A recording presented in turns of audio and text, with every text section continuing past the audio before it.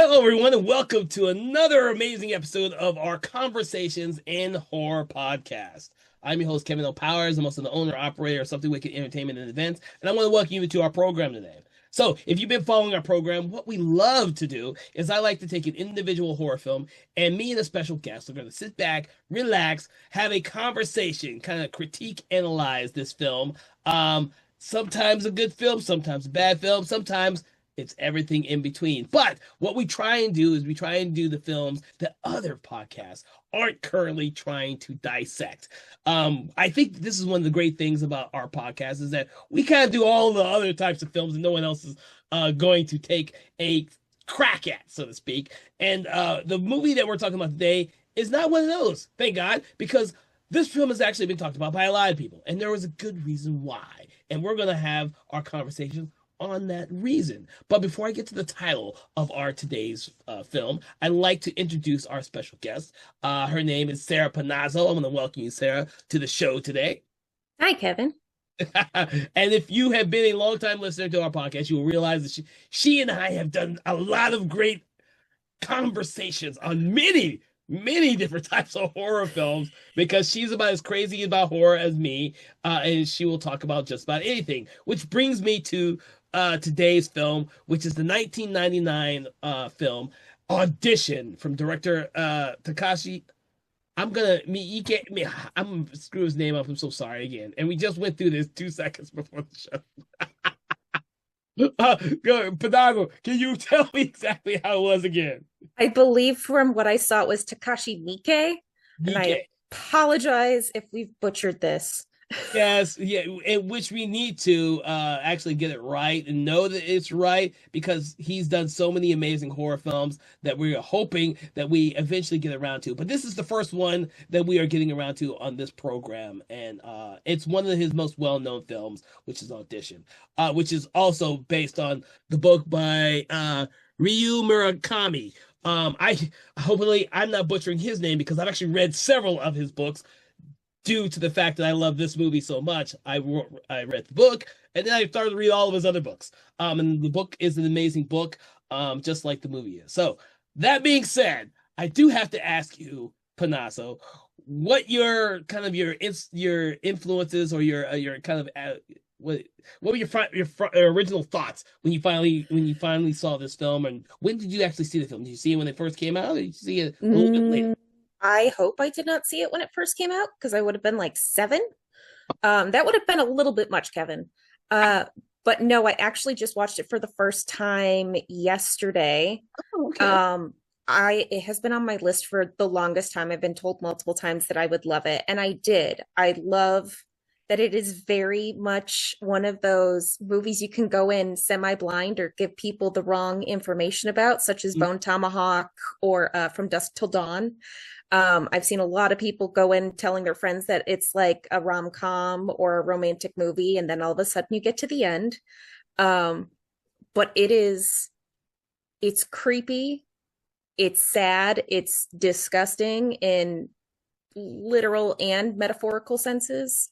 I thought overall it's a very interesting movie. I know it was one of the first original ideas for like torture porn, and that's where Eli Roth got a lot of his stuff for Hostel, so much that the director actually makes a cameo.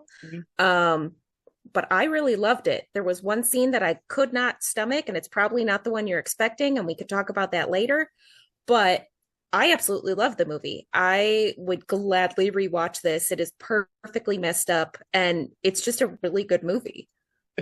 So, for everyone listening, this is how you could tell the age gap between me and my co-host is that I actually saw this movie at the theater when it came out. I was in college when this movie came out, and so I saw this at the theater at our house theater, mind you. And I had read about the movie before actually seeing the movie.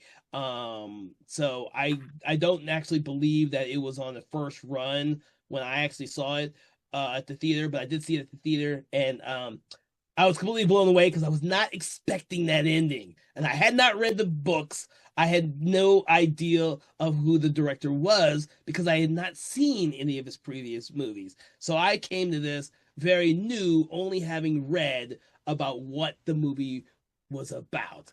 And it was something that took me by complete shock because it was not what I was expecting. Now, that being said, in college, I was experimenting with a lot of different films, and this kind of was in my wheelhouse because I started to explore a lot of different foreign films in college. For everyone out there, film school does that to you. It forces you to open your mind up to all the other stuff that's out there other than American produced films. And I was really glad that this was one of those films that I opened myself up to. And it's been my favorite of the directors ever since. So that's how I came to this film. It's just so funny, Panazzo, when you finally saw it, because there's such a huge gap in between years. So it's interesting for me because when I saw it, I was seeing a lot of foreign films like this. Whereas nowadays, it almost seems like the reverse. A lot of foreign films have gotten more extreme with their gore. And a lot of American films are going more towards the huge setup before there's this huge payoff towards the end. And we've discussed this before with previous films from A24, among other companies that are exploring those type of things. So it's interesting to see your reaction and hear what you thought about this movie. Well, like I've said before, because we've talked about a few of the intro to torture porn or torture gore, and this is literally torture porn. But film itself, especially with horror, has escalated to gore, and this one is very interesting because as much as everything is implied, they actually don't show a ton, which I thought was really well done. It doesn't go for like the super gory money shots or anything like that. Like it's a lot of implied, and then you see aftermath or beforehand, which is really well done. I mean, the prosthetics for this alone are really impressive.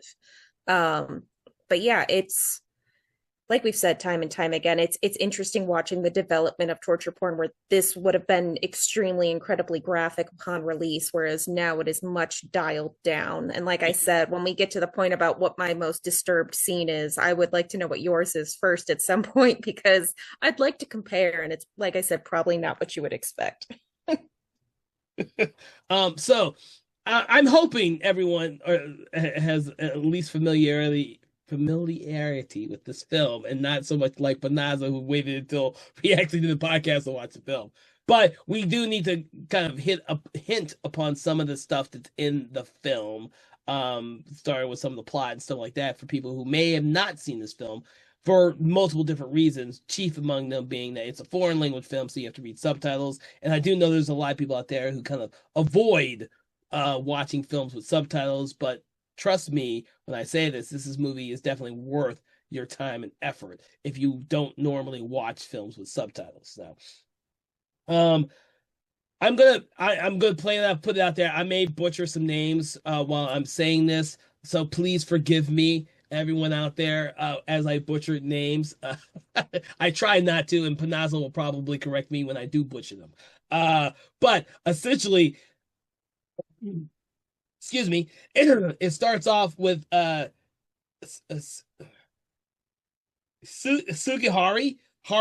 What's his name? Shigeharu? Yeah, Shigeharu is someone who's like, he's raised his son, and his best friend is trying to get him back into the dating scene, so to speak. And of course, his friend Aoyama am I saying Aoyama? Yoshikawa? See, I'm already butchering some of the names. I'm trying not to do that. But his best friend is trying to get him to get back out there in the world, and they've hatched this plan that because he is doing this film, they need to get an actress for the film. And so they kind of hatched this plan to kind of put together a audition. And so Sugiharu is going to do like an impromptu kind of audition for all these actors and try possibly find someone that might interest him, because he's been off of the so-called playing field for a very long time. Now, he's a character who seems very genuine the entire film. He's a very sympathetic character. He's someone who spent his entire life after his wife passed away taking care of his son, being the best father he could. So everything that his friend is trying to get him to do, he is not like readily going like pushing ahead to do this stuff because he's such a genuinely he's a genuine character, which is kind Well, of and so that's where our perspectives change. well, he may have some he may have some stuff that once he meets Aoyama, oh no, Asami, he may have some stuff in there that may force him to change a little bit. But initially, I don't think that he's trying to be underhanded with all this. Do you think he's trying to be underhanded with all this? I don't think he's like his friend at all.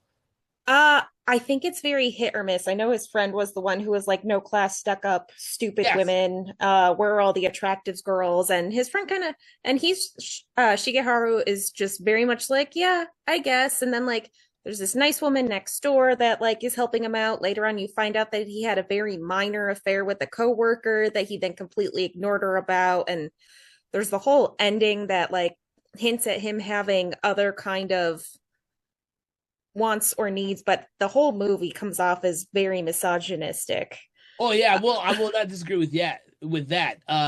Because I mean that's essentially the whole setup is very misogynistic. Yes. Their idea of using this whole audition process just to find a woman in this day and age with the whole Yes. Weinstein company or Yes. Weinstein would be like I don't know if this movie could be made today in the type of tone that it took back then in the Well, 90s. and that's immediately what I thought of while they were doing it is I was like, this is Weinstein all over the place. And I was like, this is just mm.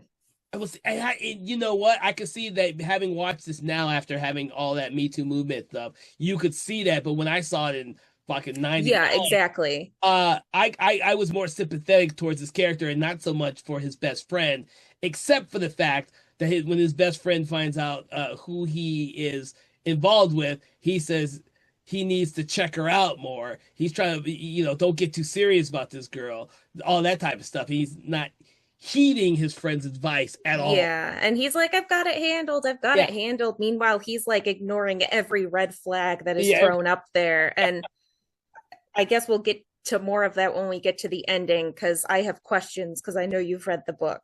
yeah.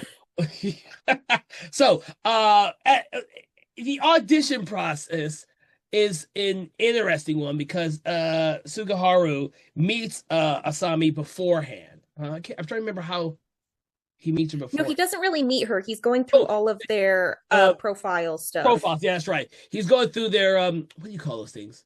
Resumes, actor Yes. resumes. He finds her resume to be very, very like it It's hits like the perfect one. perfect one. It's like it doesn't really happen that often, and he seems it's a perfect one. So it's very interesting for me to watch the audition process where he's not really interested in any of the other women. He's waiting for her to show up so he can see her for the first time and all that, and see how much of the actual resume matches up with the woman he meets. And so he's not asking a lot of questions from all the other applicants. I don't think he actually asks a single question. His friend asks Yeah, almost his all friends of them, and they're all like all over the place they're from all have you ever acted before? Can you do a little bit of acting to how do you feel about being in porn? Have you ever been a prostitute? Do you know any prostitutes? And it's just weird questions that you would not expect in an actual like audition. audition process. Yeah, But when you know that they're looking for a wife, then it makes sense. But it's just no, and you're absolutely correct. It's very interesting to watch this happen, and this is why I say Shigeharu more sympathetic because he's not in that audition process. He's not really engaged like his friend is with trying to ask these questions like that. well, and his friend even asks, why are you having Yeah, me ask all these questions? And that showed me that he was not interested at all. And he's like, no, just keep asking him all these questions for me. And then as soon as Asami comes in is when he like unbuttons his shirt and he starts getting all serious. And it's like, my guy, you're just being a creeper. Like at one point while looking through the resumes and everything, he even like turns his wife pictures around because he knew she would be ashamed of him. And there's a lot of that in this where it's like little moments where it's like, oh yeah, your wife's ghost is telling you not to do. And so Um, so, and the thing is, even his friend finds the questions he asks Asami very like, okay, this is first person you've been interested in asking questions, and the looks between them during that process are very telling because his friend starts to think that okay, or in my eyes, he doesn't his friend doesn't have the same outlook on this whole process that he's crafted like he does. Like he's literally is just I don't think he's trying to find him a wife, but just any woman that will interest him enough to get out there. Um, I think that's one of the reasons why his friend pushes him to not be so serious with this one woman and to find out Hmm. more about her. Uh, which is the only characteristic of his friend that makes you think that he's not 100% that bad dog. What do you call it? Oh my God, you just said the word earlier today. The Misogynistic. misogynistic character. Like there are some layers to these characters, even though in this day and age right now, if this story had been crafted, they would probably be completely misogynistic. And you might actually see this story told from 100%. Aoyami's Asami's perspective instead of his perspective, which is actually kind of an interesting concept. Yeah, I could totally see it being a lot more one-sided and one-dimensional with these characters 100% if it was made now. Yeah, I yeah, mean, hell, they'd even probably beef it up and turn it into the beginning is a serious rom-com and it's like, oops, we bumped into each other in the coffee store and all this other stuff. But yeah. So, and then what happens after this is that Shugiharu and he has a son, and his son comes in and out of the film, and his son over the course of the movie starts to see his father changing, so to speak, being a happier person, all that type of stuff. So whatever is happening in his son's eyes is a good thing, of course, until the end. mhm. But I have to make mention of his son because his son plays a huge part in the ending. But also, it's kind of like his son is like, okay, he doesn't have to take care of his son anymore. His son can take care of himself. It's time for him to become independent, Mhm. which is what this film, one of the themes of this film actually is. You're talking about a guy who spent his entire life doing for others, and all of a sudden he has sacrificed his own well-being, and so now he gets to be a little bit selfish to the detriment of himself, I guess. The best way to put it.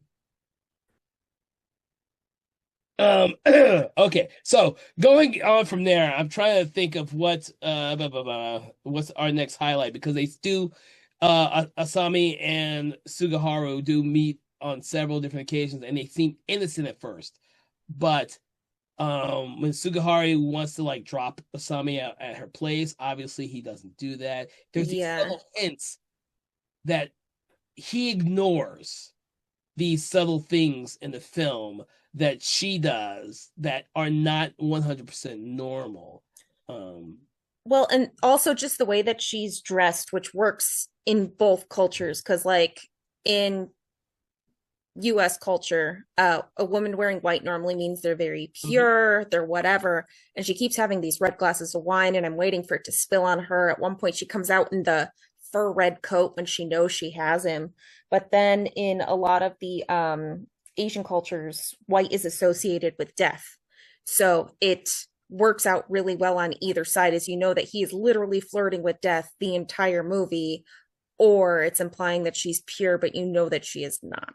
Yeah, that was something I picked up on early too, only because I've seen a lot of Asian films in which that whole color dynamic is played in. I don't think I would have Yes. noticed it had I not seen that color palette played it, and it's very well done in this movie.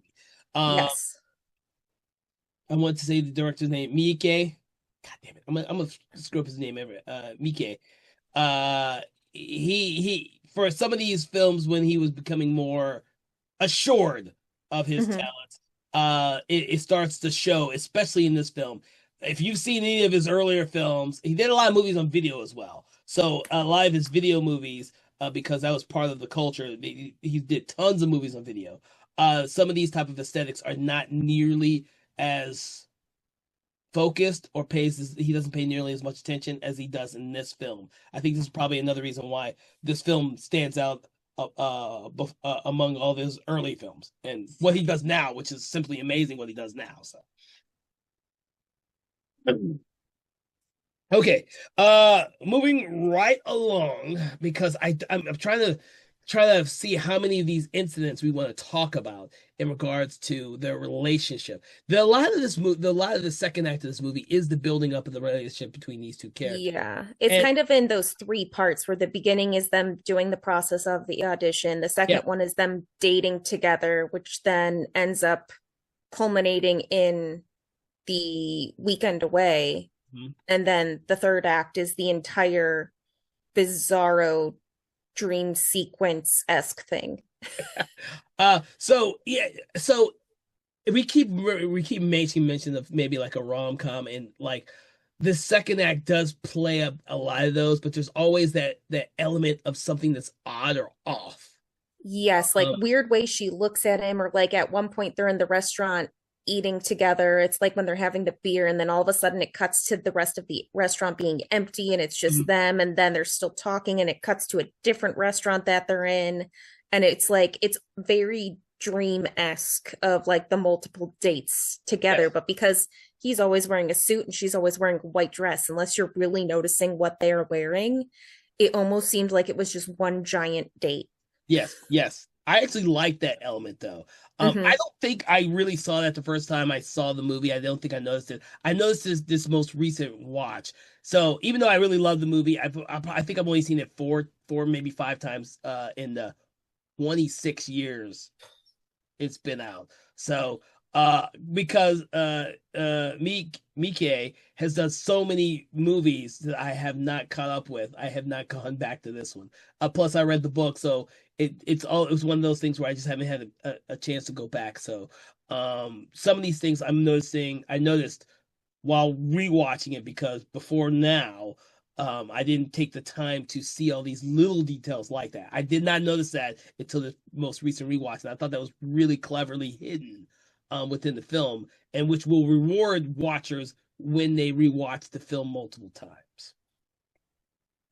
Yeah, because then we get, like we were saying, they do the multiple dates and everything else like that, and then it turns into the weekend away where he's like, I might propose. I don't know what's going on. And she gives a little bit of a story about how she was burned when she was younger. Um, and then they have sex, I think. It's kind of hit or miss, and then he wakes up alone the Yeah. next day, almost as if he's been drugged, and she's just gone. Um, Well, it's interesting you bring that up, and it's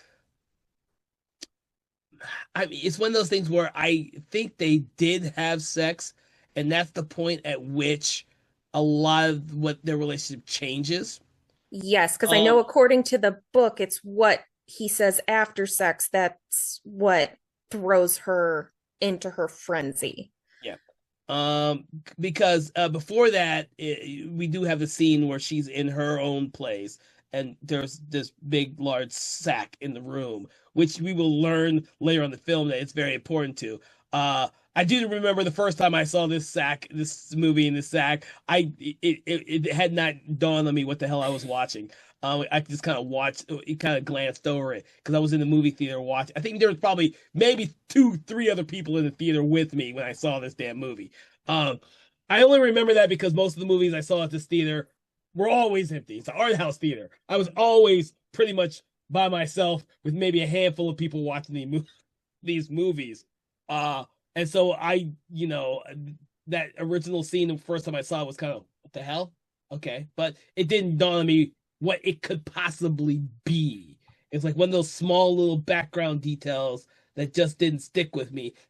Obviously now, because I've seen the movie four or five times, it does. But that first time you watch it, and I doubt you had the same impression to me because you're sitting at home watching it, where Yes.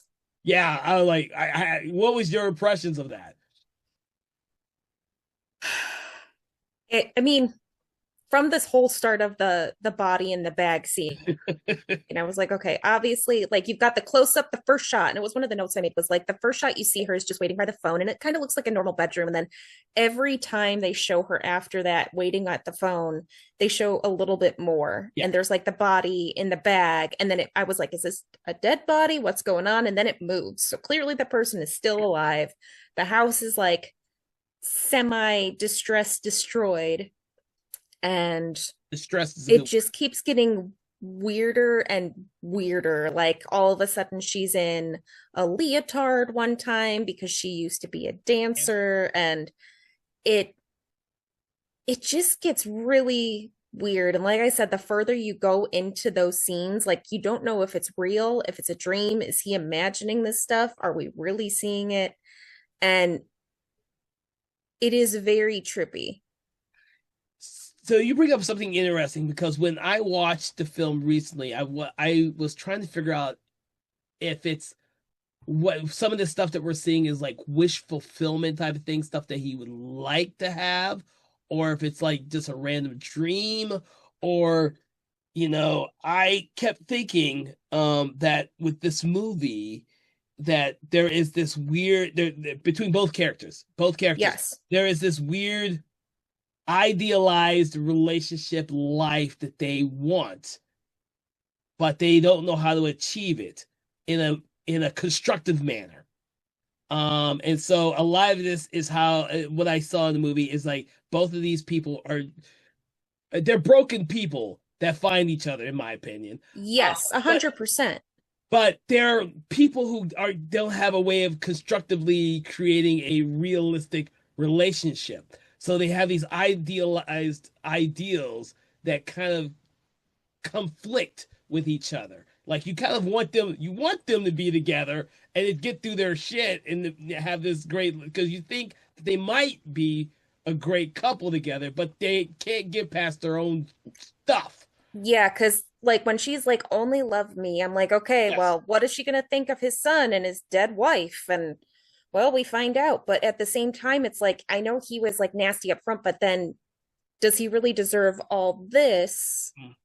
Because he wasn't like nasty. It was like weird. It was predator-ish the way that he went about it. If he would have been open and honest about it from the Yes. beginning, I think it would Yes. have been different. But does he deserve everything that then may or may not happen to him? No. Is he overthinking everything and he's imagining everything that happens in her apartment? Is it a weird amalgamation of everything he's Yeah. ever felt and feeling guilty about things he's done in his past? Or what is going on? Did she really do any of that? Or is it all just rumors and hearsay? And it just gets interesting.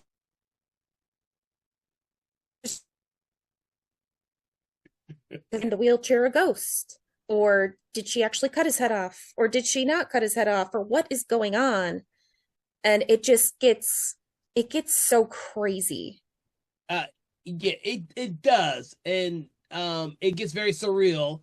It has some very surreal moments in it. And I'm always trying to think if the film, eh, it's one of those things where is the film trying to throw the audience off, or is it just something that these characters are just off? And I like to think that this film is not trying to throw the audience off because we all have seen horror films where the Right. filmmakers do a lot of shit to throw the audience off and it doesn't actually match with the characters. But because I see the characters as both these troubled people who can't get their shit together, they both Yeah. have these internal conflicts that the only way the filmmakers know how to make them external is to do these type of surreal things. Um, Yeah, because there's the whole like where you see them on the one date I mentioned with them drinking the yeah, beer in the restaurant, and it's very basic. And she's like, oh, no, no family, nothing important. And then there's this whole elongated scene, and it's like, is this everything she wanted to say and she didn't say? Is this what she really said? And he was just like, brushed it right off and was like, no, let's keep going. That's totally normal. So it's like in between the two viewings, I know there's always the one perspective versus the other. It'd be interesting to see what the real combination was versus one versus the other, because we saw what he saw and we saw what she saw. but what is the actual truth? And that's where you've got that conflicting viewpoints of the end. Yes, but I like that aspect of the movie. I do too. Uh, I thought it was really well done. I kept thinking like, wait a second, he's wearing a different costume. What dream is this? And then it was like it's another dream and another dream and another dream. And it's like I can't remember which movie it is that does the really good jump scares where it's just like, oh yeah, it was all a dream. And they then all of a sudden it's a dream and a dream and the monster's next to him in bed and they wake up again. And it's like it just kept happening. And it's like, how much of this has actually happened? Is he imagining this or this or this? Like, what is he laying there dying and imagining actually proposing to her? Just like that's the last good thought he could have. Is this where the movie actually ends? So that just kept me on the edge of my seat, just the entire ending mixture there which is of go ahead. of just everything that happened because like they leave the little breadcrumbs throughout of like Yes. all the places she worked or the dance place, the bar, and you find all these people who are murdered or missing or whatever. And then he starts having the weird hallucinatory stuff like the tongue wiggling on the ground. And it's like, okay, how much of this is all real versus imagined? And I love that it's left open to interpretation. Yeah, I do too, and I also like it because of the fact that a lot of this mystery aspects are not really like your typical mystery. A lot of stuff is acts like are kind of starts off with his friend asking questions that he refuses to ask himself. And then we suddenly get these things through as the film progresses. Because, like we said, it starts off very much like it could be a rom com of some type, but then it kind of slowly, I'm going to say slowly morphs into something else because we're just led with the breadcrumbs, like you were saying, Mm-hmm. throughout the entire film. But by the time we get to the scene where these two have gone off for that weekend trip, and then you have the main character not know exactly, as the audience, we don't know what happened, what didn't happen. All we know is Asami leaves unexpectedly, and everything kind of goes downhill from there. And we kind of see conflicting ideals from then on out, almost like a David Lynch film, kind of. Very much so. And like with each of these sequences, it could almost end after each of these sequences. And the fact that we get like four different endings based on where you stop the movie is insane. But it's so well done. But it's like the scene where he trips over the body in the bag and then the body crawls out and it's like all the stuff you kind of put together of like the missing body or the extra body pieces at the one crime scene and everything else. Like you notice the lack of limbs Yeah. that you notice put on somebody else earlier as shoes. It's all like I said, the breadcrumbs lead you up to this moment, so you should know what you are getting into, and then there's the little bits and pieces that you're not expecting. Like I was fine with the entire movie until the guy comes out of the bag and he's like, "I'm hungry, feed me," and she starts vomiting into the dog dish.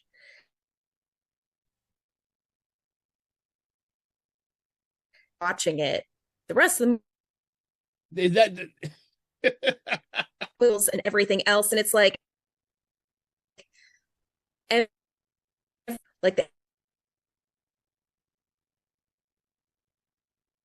on his chest and smushes all of them in, and it's like extra horrific oh, okay. of the movie. um so we were having some internet issues, unfortunately, so we missed some of what you were saying. Huh? Gotcha. Some of the Gotcha. good, so yeah, some of the good pieces that you were talking about.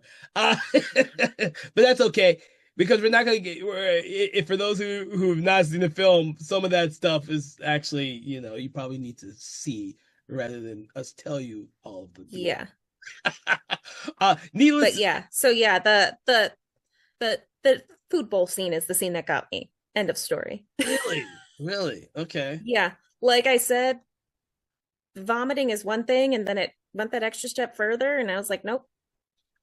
So you might find this funny for you, but the vomiting scene in a movie that got me, and when I was young, that got me and put a little disturbing thing in me, and I don't think I've seen anyone who could go past that. Really was the original Fly, movie, not the original Fly, but the Jeff Goldblum, David Cronenberg Fly, where he's vomiting up over I can't remember the one guy's hand, and it's just dissolving, and that's Oh, I'm fine with that. That was fine. no, I saw that when I was a kid. Though I saw that when I should have not have been, I should not have watched that when I was a kid. Uh, that stuck with me for a long time, and so any other vomiting scene past that, if it wasn't as bad as that, it doesn't get to me. So I didn't really, that didn't get to me. But when I did watch the movie at the theater, the scene that got to me is, of course, the man falling out of the freaking bag. I was like, what the fuck? I had not seen that in the late 90s. That shit, like, wow, what the hell am I watching here now? Nowadays, you've seen all kinds of limbs and stuff being chopped off of people. Well, yeah, exactly. Which is why this, like I said, torture porn isn't as big of a shock anymore. But no, like my first vomit scene that I truly remember is the one from Stand By Me, where they have the whole vomiting everything. And I'm like, that was a lot. But like this, the fact that like she pukes it all up, which apparently she really did, is she said she was going to vomit into that bowl, and she did. But then the fact that he eats it is just absolutely disgusting to me. And I just can't. I couldn't stomach it. I had to skip forward like 10 seconds to get through the scene so I would not throw up. Oh my God, that's hilarious. Thankfully, I've seen a lot worse movies since this movie. No, like everything else I'm fine with, but like cutting off limbs, like everything else in this movie that we've seen, everything with Hostel. Oh, Jesus.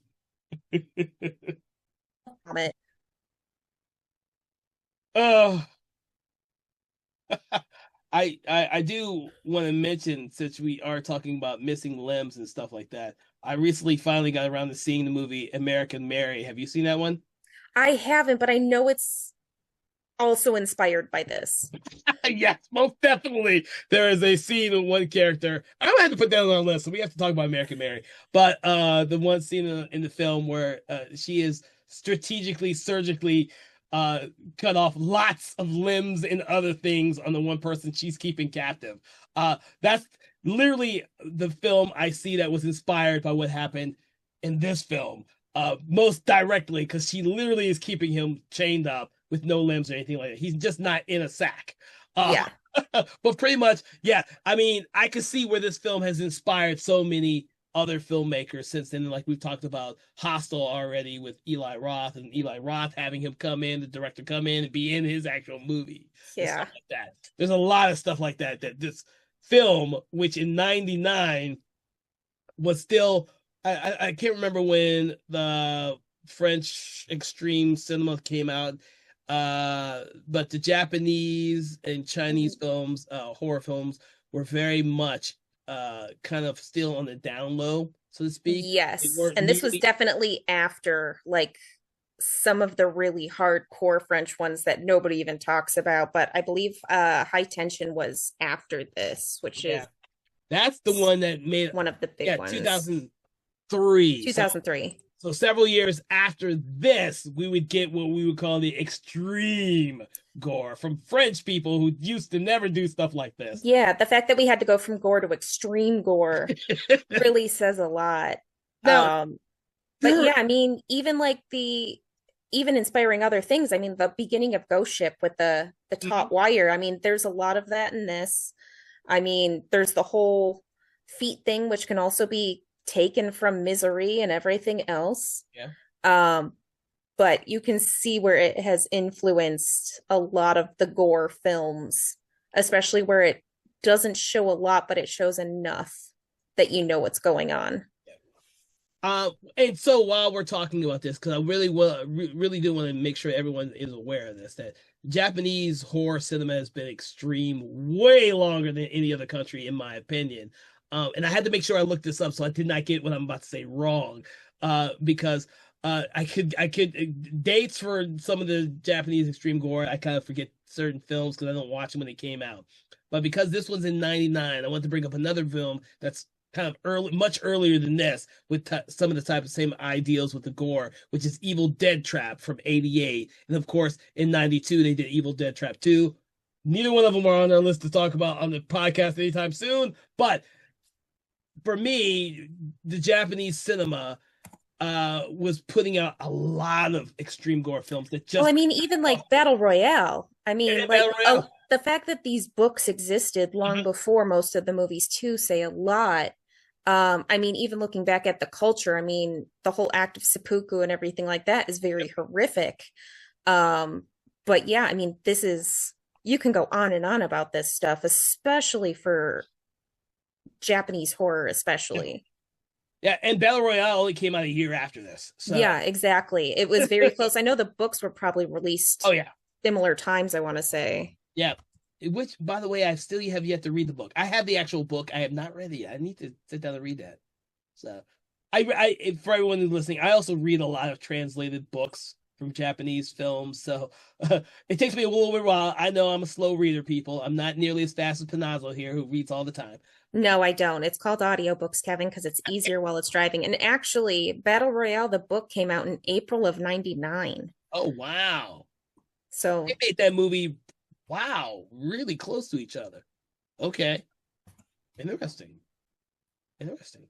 But getting back to the film Audition, um, the reason why I say all this stuff is because for this film at the time, it was probably a very subtle Japanese film compared to what was coming out before American audiences who did not get Evil Dead Trap when it was originally released, because I did not see that either one of those until years later when they finally made their way over here to the States.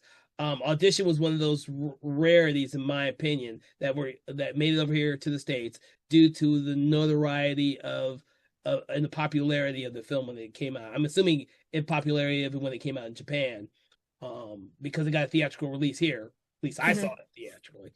Uh, Yeah, it had a long line on a bunch of festival okay, circuits. I want to say it was a Toronto Film Festival. okay, It was one of the big film festivals it actually made its appearance at, and that was what really exploded it everywhere, and it started winning major awards at all of those small festivals. yeah, and I always say this when I'm bringing this stuff up because I read so much of Fangoria that I guarantee you it's probably Fangoria I was reading this in when I read about the movie itself, because there just wasn't a lot of horror magazines out, and I religiously was a reader of that. But I also read a lot of other horror magazines as well. So I'm always assuming that that's where I read about this because they were so more progressive on these Japanese and foreign films. I mean, that's where I heard about High Tension Hmm. before, and I saw that at the theater before the whole French extreme cinema took hold for a short amount of time that it was took hold. These films were extreme or were thought to be extreme when they came out. Yes. Despite the fact that there were many films before it that were much more extreme than this one. I don't know why this one managed to cross over like it did, whereas other films before it did not. I'm glad from I you. think that has to go with the I think that goes with the whole part where it doesn't show everything, which is why, because like there's a lot of like Cannibal Holocaust where you see every single excruciating minute, Mhm. whereas this one hit a lot of it. And like I said, you see the before and the afters, but you don't see the durings. Which probably helps a lot with it, especially with like MPA ratings and everything like that, and theatrical releases, because a lot of that was limited. But I know this was the beginning of allowing that type of gore in theaters, and it is pretty tame. The situations that they show post effects imply the gruesomeness more, I think. Okay.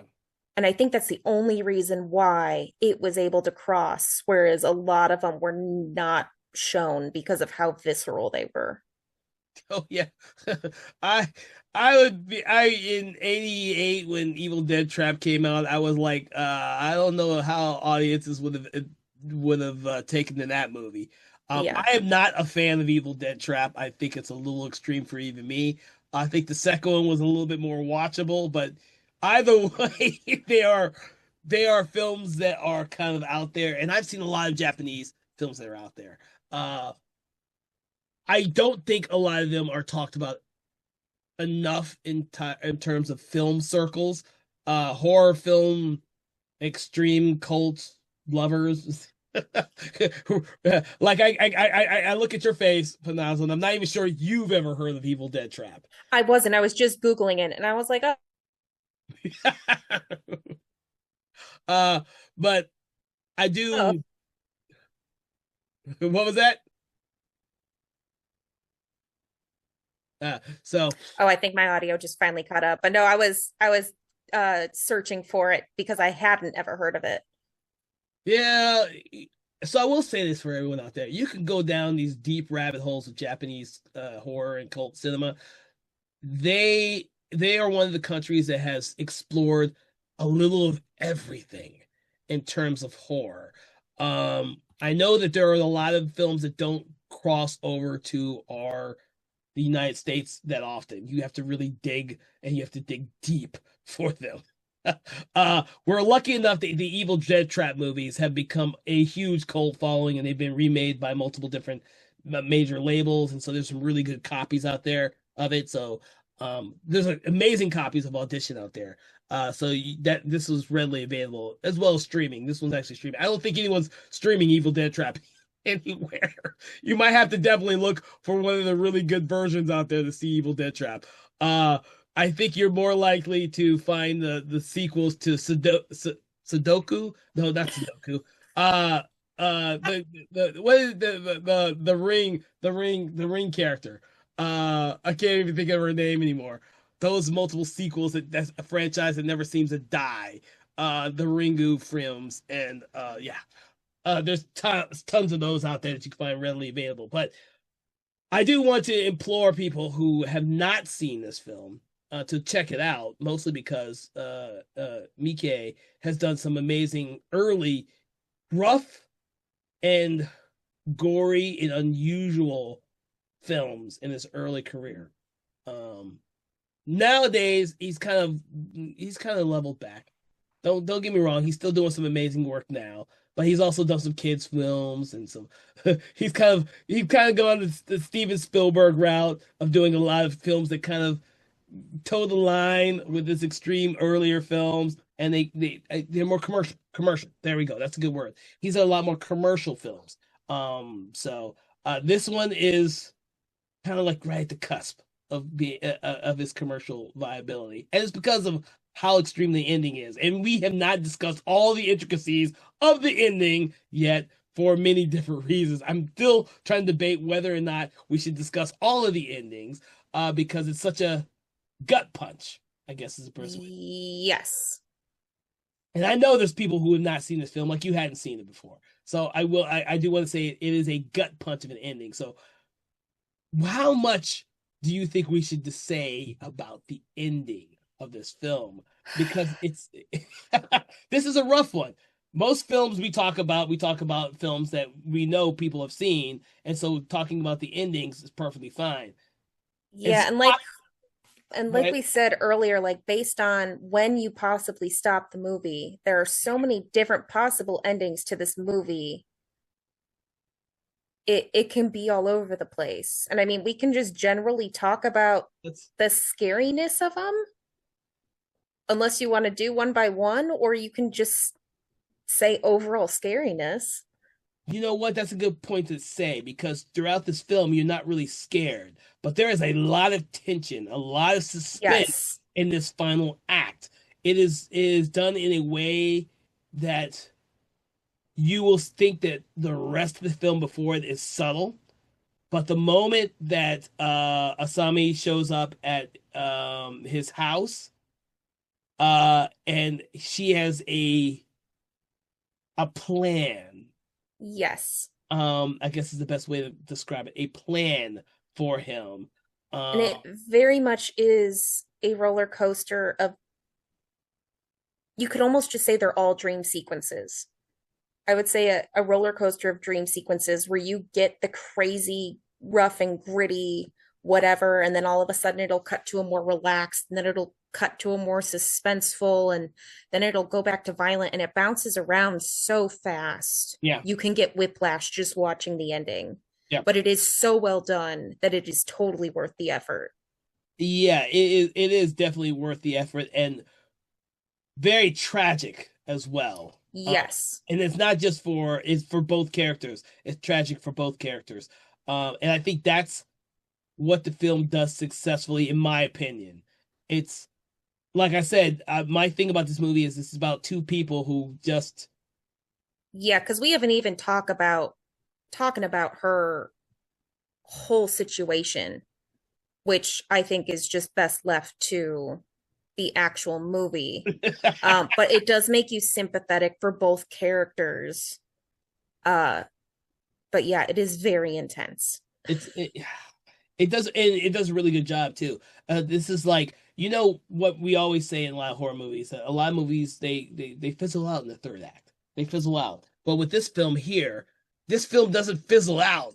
It amps it up 110%. Well, and I don't know if you watched Shudder's 101 Scariest Moments, but number 4 is the last 30 minutes of this movie. Really, I did not know The that. whole chunk, the last 30 minutes is number 4. Okay, did not know that. Well, there you go. I guess that's the reason why we should not discuss the whole thing because Yeah. if you have not seen the film, we do not want to ruin this ending for this film. This film it's a gut punch. But I think The one thing I will mention, because I know that a lot of people are very sensitive to does the dog die? There is the briefest little cut that shows the dog dead. I know it is not as bad as in the book, but just be aware that they do show a murdered dog. that's a good point. That's a good point because That is the one warning I will give. yeah, you know what? That's a good warning to say because like my wife won't watch films where the dog dies. She's too much of a pet and dog lover. She doesn't even want to watch films where a dog is the main character because she can't do it. So, and if you have Well, that, and like they imply it earlier, and I was like, even with the implication, you know yeah, what's going to happen, but then they take that step beyond, like they have with so much more of this movie, is they give you the little breadcrumbs, yes, and then they shove the whole cake in your face. yeah. So for all our listeners out there, we are not going to go into details about the ending of this movie because we want to leave it for your own interpretation, and that's actually a good thing because of the multiple different ideals that you can have while watching it. We do not want to go into those details. Normally, if it was normal film ending, we might do that, but this one is almost left up to slightly your own interpretation, and we don't want to ruin that. This movie is too good for us to ruin it for you by explaining everything or explaining our interpretations of it for you. We don't want to color your outlook on that. We want you to have your own opinions about it. Uh, yeah, you may like to hear us talk about stuff like that, but there are certain things in certain movies that we absolutely think that you, an audience member, will enjoy if you are watching it for the very first time and not having our opinions color your enjoyment of the film. So, And it's one of those things that, like, even though this has been my first time watching this movie, I went in knowing that it started off as like a rom-com and then it got aggressive near the end. But I did not know the full situation as to how it all takes place or the extraneous bits. I mean, everybody's seen the movie cover, so you get the implication, but it is definitely worth watching and experiencing the rest of the movie blind. I'm trying to remember if I ever saw a poster for this when I originally saw the movie. I was going to ask, how did they even market this movie? Did they market it as a I horror movie or was it? I don't remember. The theater I used to go to used to have these quarterly papers that they would put out all the films that they would have that are foreign films or specialty films, and they would only play for 1 week. They wouldn't play for more than a week. They play for 1 week, and you had to see within that week, and it's gone. And that's how I saw this movie. I remember this because I used to go through that paper every quarter and circle every movie that I was going to go see because the theater was right down the street from my house. And that's how I saw all these movies. I don't think I ever saw a trailer for this. I don't think I ever saw the actual poster for this movie. I think I literally just saw the advertisement in this quarterly newspaper.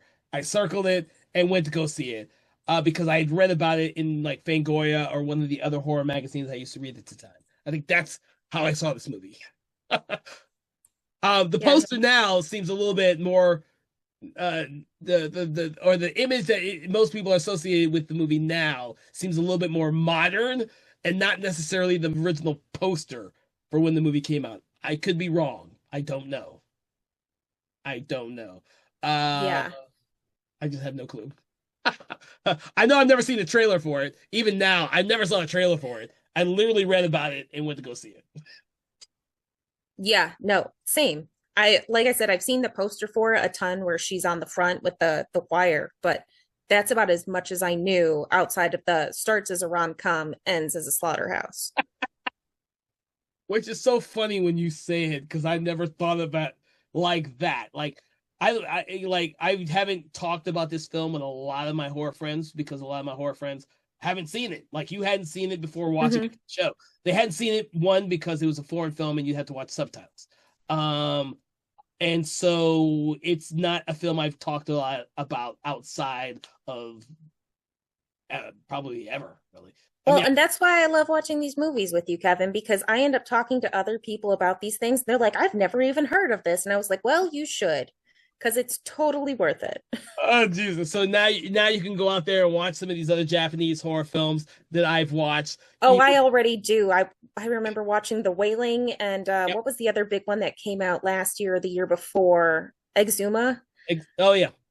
I mean, I'm all here for it. I loved watching The Ring, or not The Ring, but Ring. But yeah, I mean, it's such a different vibe and it's all over the place. I love watching foreign horror. You get stuff all over the place from comedy to tragedies Yeah. just with horror alone, and it's definitely worth it. I mean, I watch movies with subtitles anyway, so it's nothing new. Yeah, for me, I watched a ton of subtitle movies. It's nothing. I got used to that when I was in college. Thank God. One of the great things about college that my teachers told me to go out and watch more foreign films because I guarantee you before college I had never watched a foreign film where I had to read the subtitles ever. I hadn't even seen any of the silent movies where I had to read the subtitles for silent movies. Until I went to film school, and that's one of the great things. Now I have a love for foreign films. I watch films from all over the world, and thankfully, horror is the one that translates the easiest for Yes. almost every country in the world. There is horror films because they translate so easily to other cultures. So I'm glad, or I'm hoping that more people get to watch this film. We're not gonna ruin it for you if you haven't, because unfortunately for me, I know there is a lot of people who have not seen this movie, despite the fact that I think everyone should have seen this movie. My elitism, I know it comes out every once in a while. Uh, I was gonna say you can go the cheesy route and be like, just give this movie an audition, especially with this podcast. I mean, oh Jesus! That being said, since we're not discussing the ending of the film, is there anything else we need to touch upon for this film audition? I did want to point out that in January of last year, there is a reported adaptation in the works by the guy who directed and wrote Speak No Evil in 2022. So the original one, Christian Taftrup, I believe it is. But yeah, so he is working on a direct from the book adaptation. He said he doesn't want to remove or re-release what the movie originally was, but he thinks that there is much more material in the Oh yeah. book to cover. So that is what he is working on. So we could possibly have a similar one coming in the next couple of years. So this being said, I believe that the ideal for the book it could be a completely different type of movie because the interpretation would be completely different. I see that the same way that they did with the Ringu book and the sequels to the Ringu.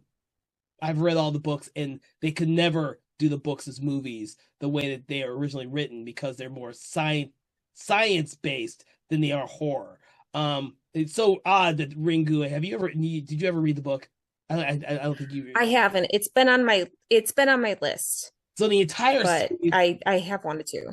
yeah, well, the entire series of Ringu books I see is like a Japanese version of a Michael Crichton book. Like you couldn't really do a Michael Crichton book. It's Sphere all over again. Yeah, it's one of those things where there's so much science and ideals in these books that trying to copy the book may not make an interesting movie, Yes. or it would make it a different type of movie. And it's the same. Oh, the same as what happens between the Thing from Another Planet versus John Carpenter's The Thing. One is a heavy science fiction film, one's a horror film. Hmm. Same ideals, completely different movie. I think you can make it work with Audition. I think the hardest thing about Audition is trying to make this story work in the post Me Too era. I think Well, and so that's the interesting thing I saw is a lot of people were saying this would probably be the best time to make it uh, because of that, and because now it makes more sense. Whereas in the oh 90s, yeah. nobody could identify with it, but now from this sense, you can identify with either character. Oh, you have to toe the line with the male characters, though. You have to be very Well, careful. and that's where I said if you have one-dimensional characters, we know who you're rooting for this entire movie. But if it is a lot more like his friend is the scumbag and he's just like, you know what, okay, maybe we're setting up the next Bachelor or something else, and he happens to meet somebody instead of it being skeezy, Yeah, then it could totally be which side. yeah. I could see. I know. I think right now you might be right. Then right now would probably be the perfect time to remake this story. I think. Yeah, it very much falls under the good for her category of horror films, but it definitely toes the line. Yeah, yeah, yeah. It does. And I will say this though.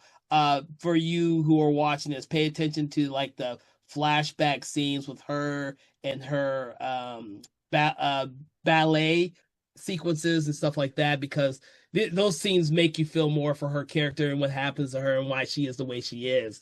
We didn't touch upon that, but that's part of her. Understanding the movie. Yes, yeah, Yeah. part of yeah. Yeah.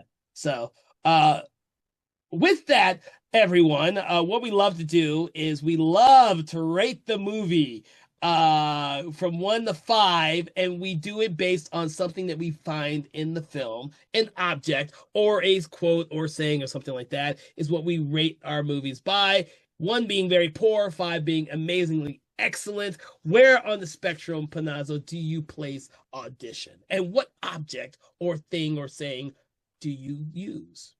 I'm gonna say I give it 4 feet and 4 toes out of 5 feet. I'm taking away one toe just for the vomit scene. That's the only part I didn't like of this entire movie. I hated the characters I was supposed to hate. I loved the characters I was supposed to love. It was genius shot. It's beautifully shot. The costumes are brilliant with what they do with her character and just prosthetics, gore, all of the effects. Genius. But I got to take away one toe for that vomit scene. And the dog. And the dog. And the It'll be a big toe. It won't be the pinky toe. It'll be the big toe. So I'm gonna give it 4.5. Men in very large sacks. So I mean for well, they're already half to begin with, I guess. So I guess it's gonna work as well as I can say it works since they're already. Just say one of them's in a wheelchair in a sack. It's Uh, fine. I've always loved this movie, and it's my favorite movie of Miike's. So I I wish that over the last 26 years, I had actually told more people about the film. I just realized while we're doing the show, obviously, that I had not talked about this film because it was a foreign language film, and a lot of my friends don't watch subtitle movies. And so I've just realized I haven't told a lot of people about this movie, and I wish I had.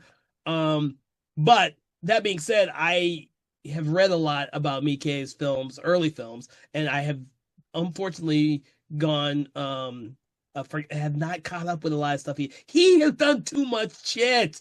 Like he is like a nonstop force to be reckoned with, just like Asami in this movie. He's done so many different movies, so many genres, so many styles. I don't know if he has a particular style. I've read books about his films, and for me, if you go from one genre to the next, you don't really see his style. He kind of morphs into whatever style is needed for that particular film. There are films of his that are not as subtle as this movie at all. They are extreme. And then he does the random kids movie or musical. He's done that too. So I do like to say that if you've never seen any of Miike's films, this one definitely should be one that you see first. But then explore some of his more recent films. If you want to go more extreme into his filmography, check out a lot of the stuff that he did that was earlier than this film. He shot a lot on video, which means it's raw, it's rough, and when you're watching it, you're gonna feel that griminess and that of his cinema, his early cinema, and it's good. It's good. And if you thought Audition was a mind fuck, you should watch some of his other films. He was really easy with doing that with audiences because he just kind of did whatever he wanted to do. So with that, I want to thank you for joining us in Conversations in Horror. I hope you've enjoyed our conversation in which we discussed the film Audition from 1999. Please make sure to check out previous episodes that we've done. We've done a lot of great episodes prior to this, and we are just scratching the surface with foreign language films. So please check those out if you are a foreign film lover. If not, we hope that after hearing this conversation, you will kind of jump into the cold waters with us and just enjoy some of the great movies out there that are from other different countries. From all of us here at Something Wicked Entertainment, please make sure to like, share, follow, subscribe, do that thing you do with your favorite podcast and your favorite podcast app, Spotify or YouTube. And please make sure to check out our other podcast, Conversations in Hammer Studio Horrors, which is every first and third Friday of the month. We delve deep into those great 60s and 70s and 80s Hammer Studio films. If you like classic cinema, you're going to love that podcast. Make sure to check it out. And we will see you on the next episode. Ready and willing, unless you are the person in the bag. Have a great day. Conversations in Horror is a Broken Lighthouse Pictures production. Written, produced, and directed by Kevin L. Powers. Executive producer, Kelly A. Inoka. All contents and material from this episode of Conversations in Horror is copyright 2025 Broken Lighthouse Pictures.